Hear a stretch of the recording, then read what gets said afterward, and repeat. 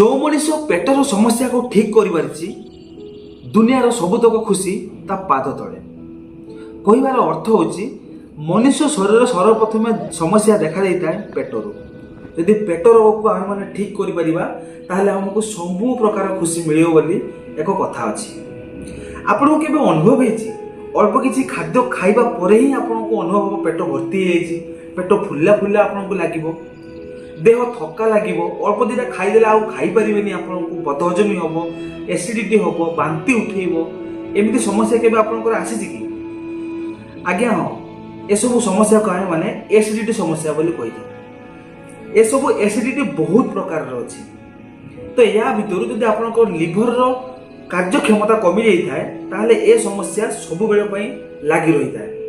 आपण मैंने मार्केट में मिलूवा अल्प केतक मेडिसिन आनिकी आपण मैंने खाई परिबे किंतु ता टेम्पररी बेस से मेडिसिन आपण जीवन को केबे भी खुशी करि परिबो नाही किछि समय पई आपण को शांति दबो खुशी दबो किंतु लंबा समय पर्यंत आपण को से खुशी दे परिबो नाही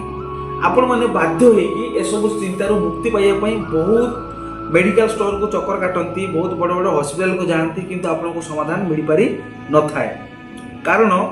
आमर दैनंदिन जीवन शैली जदि आम मैंने किसी जिन को भूल करूँ ताहले ए रोगर आमको केवे मुक्ति मिल पार ना। दर्शक बंधु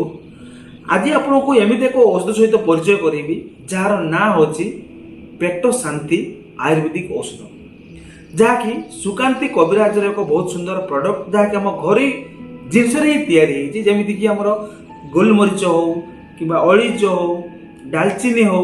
लवंग हो ए सब जिनस गुड़ी को समान भाग मात्रा मिसी एक सुंदर औषधटीए निर्माण